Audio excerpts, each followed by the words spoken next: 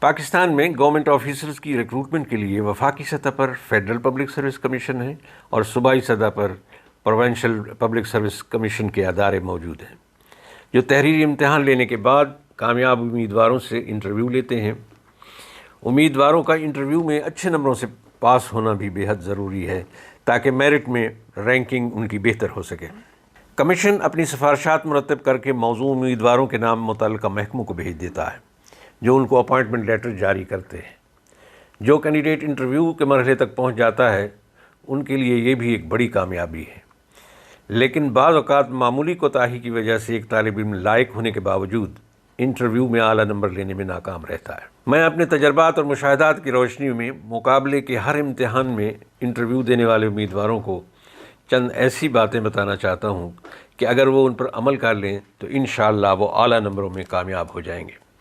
عزیزان گرامی، اگر آپ کو ہمارا یہ چینل پسند آئے تو اسے سبسکرائب ضرور کیجیے گا اور دوستوں کو بھی شیئر کر دیجیے گا اور بیل کے بٹن کو بھی پریس کر دیجیے گا تاکہ ہر نئی آنے والی ویڈیو آپ تک فوراً پہنچ سکے۔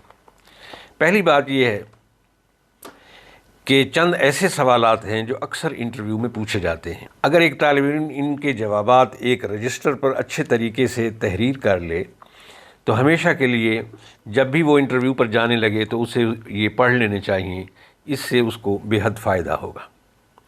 مثال کے طور پر how to introduce yourself, اسے یہ طریقہ آنا چاہیے کہ وہ کس طریقے سے اپنے آپ کو پریزنٹ کرتا ہے۔ دوسری بات یہ ہے کہ یہ بھی پوچھا جاتا ہے کہ آپ کی شخصیت میں کون سی کمزوریاں ہیں اور کون سے مضبوط پہلو ہیں، ان کے بارے میں آپ جانتے ہیں۔ اس کے بعد جو اہم بات ہے وہ یہ ہے کہ آپ کی جو آخری ڈگری ہے، ایم اے کی ہے، ایم ایس سی کی ہے، بی ایس کی ہے، ایم فل کی ہے، پی ایچ ڈی کی ہے، اس سبجیکٹ کے بارے میں یہ توقع کی جاتی ہے کہ آپ ضرور بہتر جانتے ہوں گے۔ چنانچہ اس کی بنیادی چیزیں، اہم پوائنٹس آپ کے ذہن میں ضرور ہونے چاہیے۔ اگر آپ نے کسی جگہ پہلے کام کیا ہے یا کر رہے ہیں تو اس میں آپ کا تجربہ کیا ہے، اس بارے میں بھی آپ کی معلومات پختہ ہونی چاہیے۔ جس محکمے یا پوسٹ کے لیے آپ نے اپلائی کیا ہے وہاں آپ کی ذمہ داریاں کیا ہوں گی، آپ کا کیا رول ہوگا، آپ کس طرح اپنی ویلیو جو ہے اسے ایڈ کر سکیں گے۔ ایک اور اہم پوائنٹ یہ ہے کہ ہمارے کرنٹ افیئرس اور پاکستان افیئرس کے بارے میں بھی ہمارا نالج جو ہے وہ بہتر ہونا چاہیے۔ یہ ایسے بنیادی سوالات ہیں جن کے بارے میں آپ کو بنیادی علم ہونا بے حد ضروری ہے۔ اگر اردو میں سوالات پوچھا جاتا ہے تو آپ کا جواب اردو میں ہونا چاہیے، اور اگر انگریزی میں پوچھا جاتا ہے تو آپ کو انگریزی میں اس کا جواب دینا چاہیے۔